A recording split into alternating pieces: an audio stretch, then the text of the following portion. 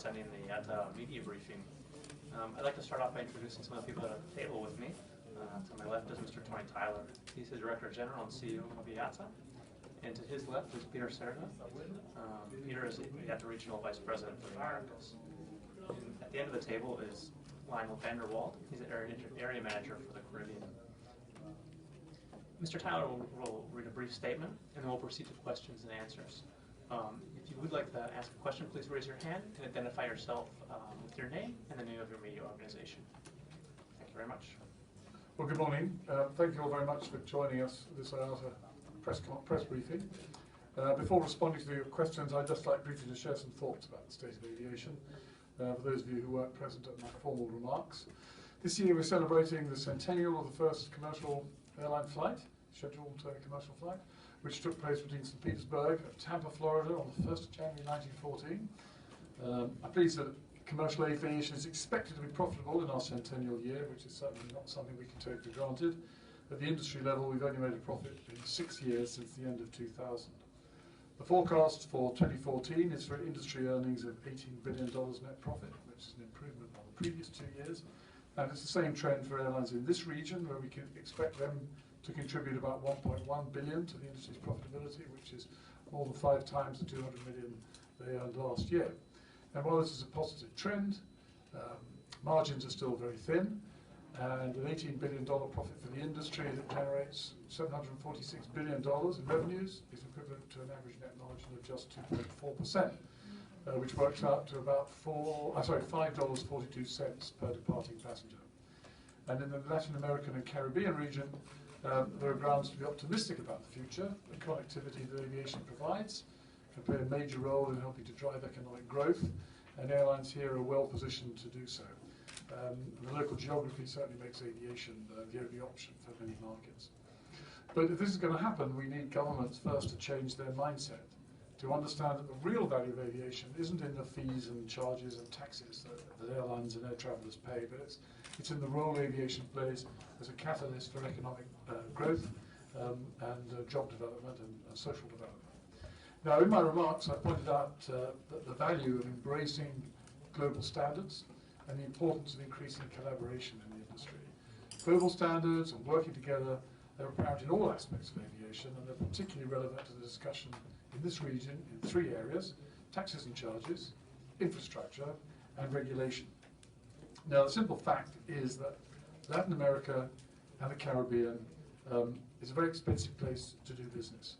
Fuel costs in this region are 14% higher than the world average, in large part because many countries don't follow global standards that exempt international aviation fuel from VAT and other taxes. Ticket taxes and airport charges tend to be higher here as well, as documented in the World Economic Forum's Travel and Tourism Competitiveness Report. There's some 47 different types of taxes and charges in Central and South America, and 34 more for the Caribbean. And of course, all of this impacts the attractiveness of the country in terms of tourism and also its ability to compete in export markets. And the same thing holds true for user charges, which in many cases have no relation at all with the services provided for the airlines in the region. For example, in Jamaica, Kingston and Montego Bay airports had proposed tariff increases of more than 100%. Infrastructure is another area where adopting global standards and working together can help to avoid problems. Governments in the region are recognizing the need to improve infrastructure, and some are turning to privatization and concessions as a way to speed up the process and to attract new investment.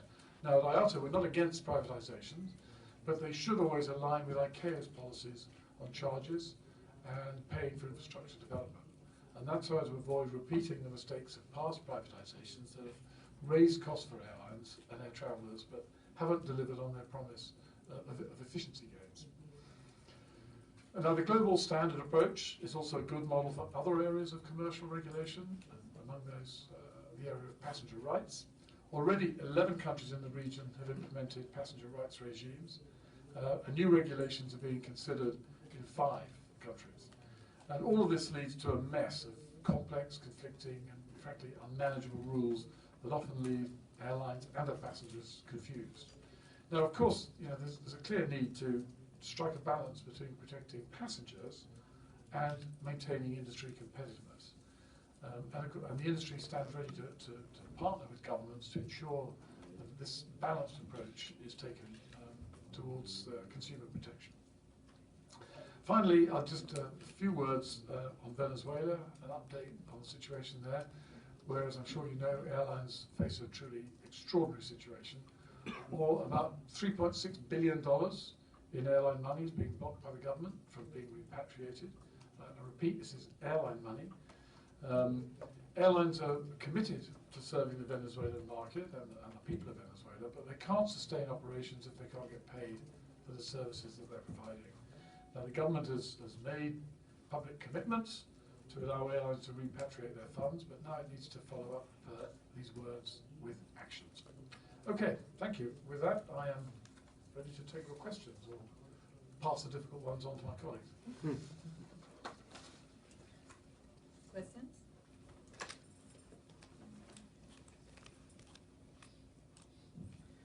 Morning, Tony.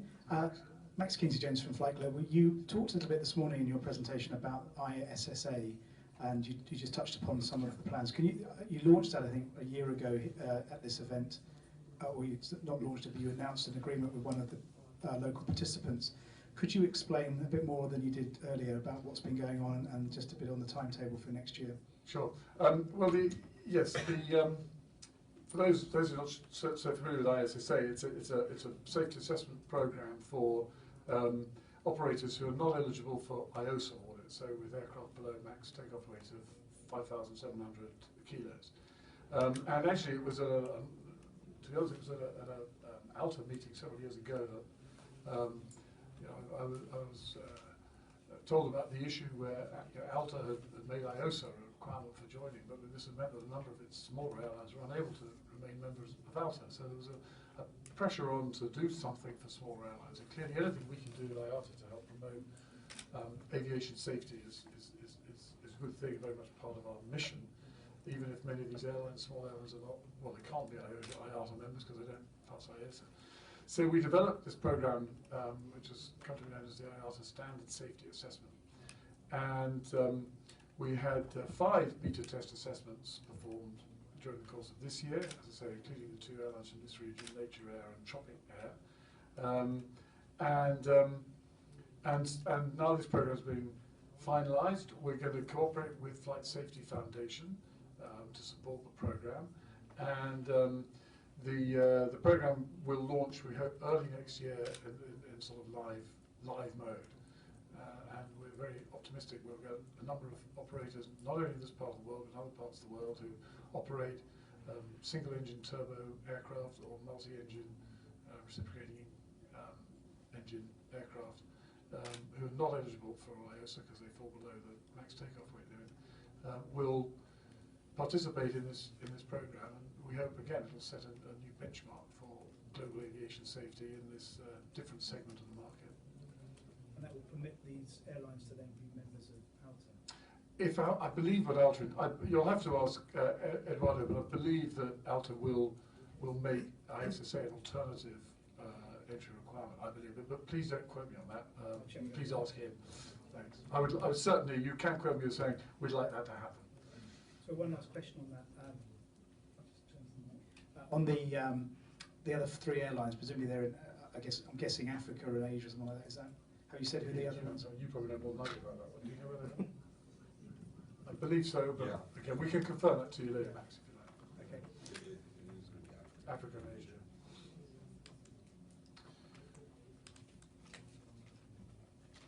Hi, Tony. My name is Pablo Garcia from Aviation News. I would like to know if IATA is concerned in some way about another South American country could follow Venezuela's steps, and by another country I mean Argentina. Well, we're monitoring the situation in Argentina very closely. In recent weeks and months, the government has put some restrictions on the amount of money that airlines have been able to remit. The restriction was actually imposed at quite a low level for a while, but then it was raised back again. The airlines there are concerned about that. As I mentioned in my remarks this morning, there is a small, compared with Venezuela, very small backlog of blocked funds. But at the moment things seem to be under control, but we're watching them very carefully to make sure that things don't spiral out of control as they have in Venezuela. And certainly, I mean, I am aware that the government in Argentina is also very aware it doesn't want to go down that path either. So, one has to be hopeful that matters will resolve themselves. I mean, clearly Argentina has, as well known, has problems again with its managing its foreign currency reserves. So it's a matter of keep a close eye on what's going on there.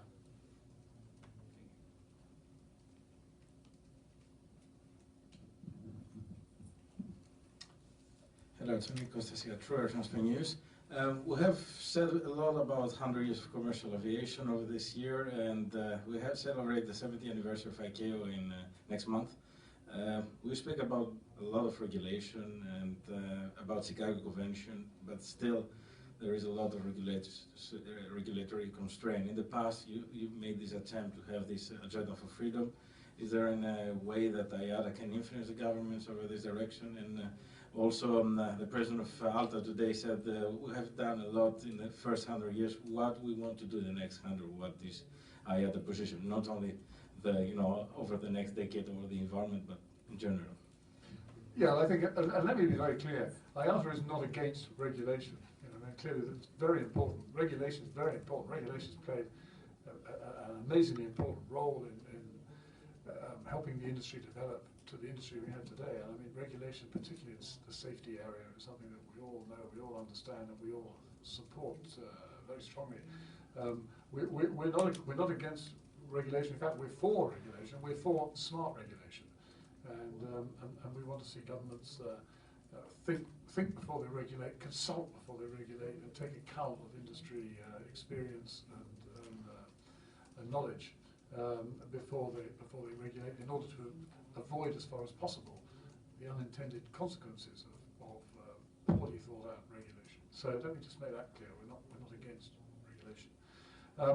The international regulatory structure that drives so much of the constraints on the industry in terms of freedom of capital, freedom of ownership and control restrictions and those sorts of things, is certainly an obstacle to progress in the industry. Every conference and gathering of people who know about aviation, you will hear people say, it's wrong. Aviation, airlines, I should be specific, airlines should be treated like every other business. Should be, ownership and control should be, restrictions should be lifted, and people should be free to buy and sell airlines, just like you can buy and sell banks and telecommunications companies and pharmaceutical companies and every other industry you think of. So everybody will always say that, and nothing changes. And the reason it doesn't change is that governments don't change it. And after some 35 years in this industry myself, I can only conclude that it doesn't change because governments actually, whatever they say, they quite like it how it is. If they did want to change it, they could change it. So my view is that while certainly, IATA's agenda for freedom still remains open, it's still there, and occasionally another country will sign up for it. We have a lot of our members have a lot of day-to-day problems that with our resources we need to apply our limited resources to helping them with more immediate issues. And I think if governments wanted to change it, they don't need me to tell them it's a good idea. They know it's a good idea. They'll do it anyway. But the reason that they don't, I think, is they quite like it. But you better ask them why they haven't changed it. Well, so what we like for the next 100 years, you know what? I mean, who could have imagined on the 1st of January 1914 where we would be 100 years later? I don't think even the visionary Mr. Fansler, who said, what we could achieve tomorrow is just unimaginable. I don't think he could have imagined how it would be, and I'm not going to try for the next 100 years. What I would like to see happen is, as I said today, I'd like governments to get smart about regulation, to be sensible about taxation, and to be far-sighted and dynamic when it comes to infrastructure. So those three things would be a good start.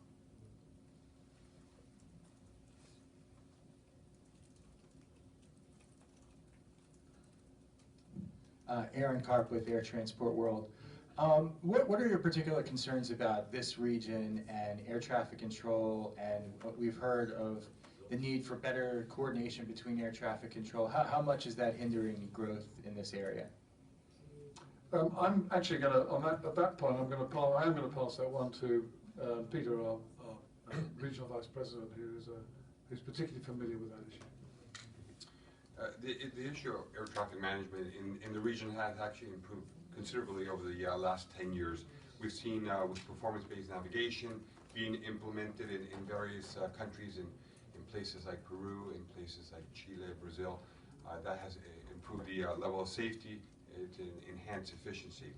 Now, we can improve the upper airspace, but if we don't improve the airport infrastructure, we're still going to have a bottleneck. And that's the big challenge that we have in the region, where we're improving segments of the operations, but we're not improving the entire process.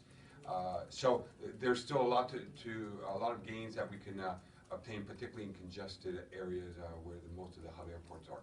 But for the most part, the air traffic service side has seen very important improvements over the last 10 years with more efficient routes, structures, better procedures, particularly on the international trunk routes between Europe and North America. Any other questions? Max always has one question. This is a global question, actually. Over the last few months, we've heard a lot about MH17 and the disappointment around the fact that some airlines felt that there was information that others were aware of that could have been shared if there had been the structure in place to allow that to happen. Can you update us on how you're seeing that, if you like, that kind of idea of a clearinghouse being progressed now through the various associations and organisations? Yeah, I mean, ICAO has a task force on, it's called TFCZ, conflict zone something. Sorry, I haven't got all the alphabetic spaghetti in my head at the moment. But there's a task force working in ICAO on risks in conflict zones. Yes, TFRCZ, that's right. Which IATA is participating in, as are other industry associations and representatives. And that task force will be reporting to the safety conference that ICAO is holding early next year. I can't comment on how the work is going in that task force, but I can say there is a strong desire within the airline industry to see better sharing of information, and the challenge is, first of all, to get access to the information that security people have, and they have, but maybe reluctant to share, and then to present that information in a way that people can access in a timely fashion. And these are challenges that the task force is considering. And we will, of course, very much hope that progress can be made, because we cannot allow another outrage like the one that took place in July. We mustn't allow that to happen again.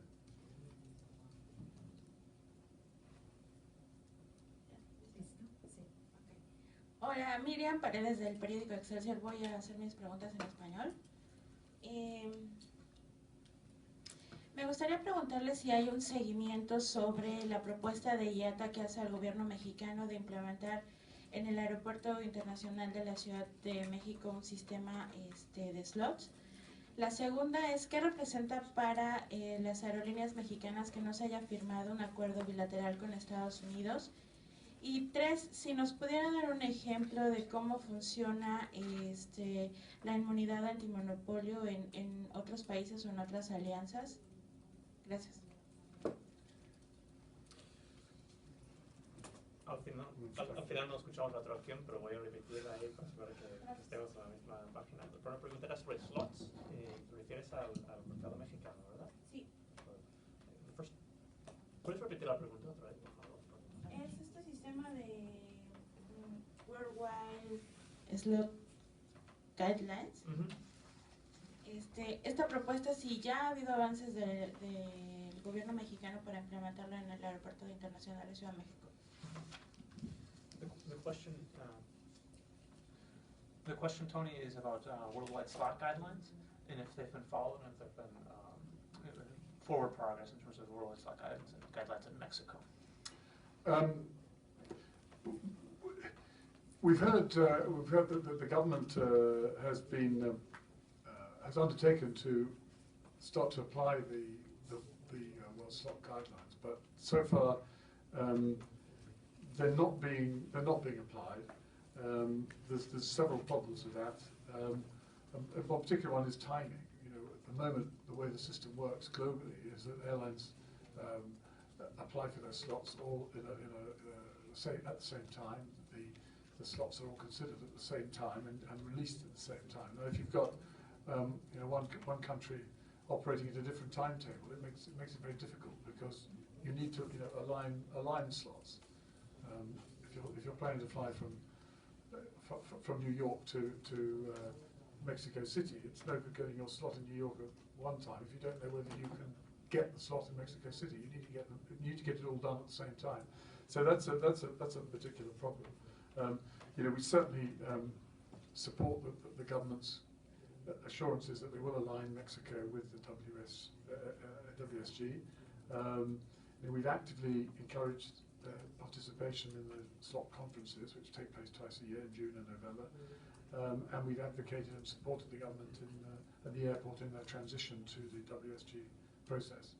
And our members have expressed this as a key concern for them. So we do hope there will be more progress. We've heard several times there will be, but so far we're still waiting.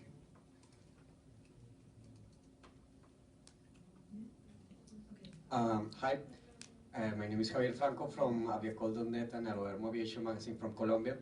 We would like to have an opinion from IATA regarding the recent phenomenon in Colombia where European airlines are either coming back or opening new routes, such as TAP with Lisbon, Bogota, and KLM, which is going back to Colombia. So what is the opinion of IATA on this phenomenon, and do you think that this represents a progress inside the infrastructure area in Bogota specifically, or do you think that there is, the gap on infrastructure in Bogota is still bigger than that this represents? Well, if I can start, and then I'll pass to Peter to finish off the answer. But it's obviously a great thing to see the carriers flying to Colombia, putting new services on. That's exactly the sort of thing that we like to see, and it can only be good for the country to increase its connectivity, particularly with Europe. So that's a very welcome thing to see. Of course, it's going to put more pressure on infrastructure, and on that point, I think Peter, can I pass to you? Just to add to what Tony is mentioned, Colombia is one of our blossoming flowers in the region. We're seeing tremendous growth in Colombia, along with Chile and Peru. The big challenge that we're going to have in Colombia, particularly in Bogota, is infrastructure. The airlines want to grow, are able to grow, want to expand service, but the infrastructure, both on the ground and from an air traffic side, air traffic management side, is what's limiting the growth. We have a significant amount of inefficiencies in the airport and in the upper airspace, which is preventing a better utilization of the operations at Bogota. So although we're seeing one or two new airlines operating, the amounts of frequencies of more flights being able to increase are going to be limited until such time that the Civil Aviation Authority puts a program in place where we can do a redesign of the airspace and maximize the airport. Now, the government has committed to work with IATA and the airlines on a program, and it's a program that we hope to initiate in 2015, working with Aeronáutica Civil, which will help improve the airspace and the airport infrastructure.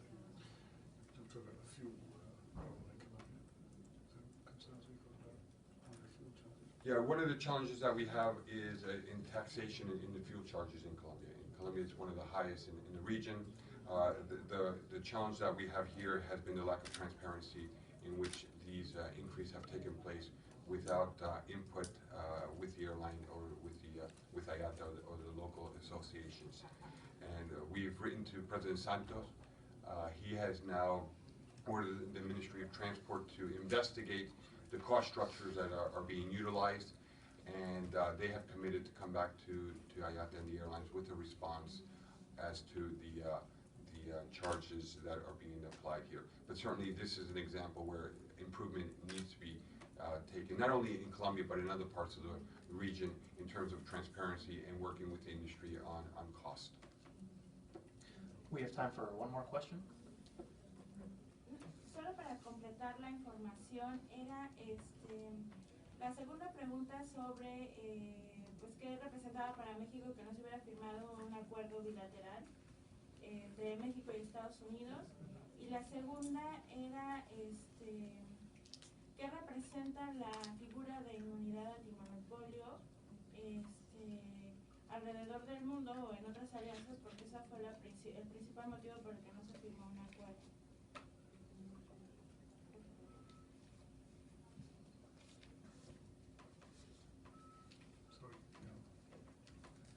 The question is about, just to understand correctly, the lack of a bilateral agreement between the United States and Mexico, and then if there are examples of this in other countries in the world. Correct? It's just a bilateral, so it's a touchy subject because it protects Mexican airlines. There must be a bilateral agreement. Well, I mean, I think the trend clearly in the industry is for more liberalisation and for more capacity to be made available, for markets to be increasingly open to provide more opportunities for airlines. However, this process of liberalisation, as it sort of moves around the world, doesn't always move smoothly, and sometimes in some markets things take longer for the countries concerned to agree how to open up and liberalise. But you know, the trend, nevertheless, is always in that direction, and I've no doubt that the two governments will at some point come to an understanding on how they want to move it forward. Until then, of course, the airlines will continue to argue for what they see as best and in their interests.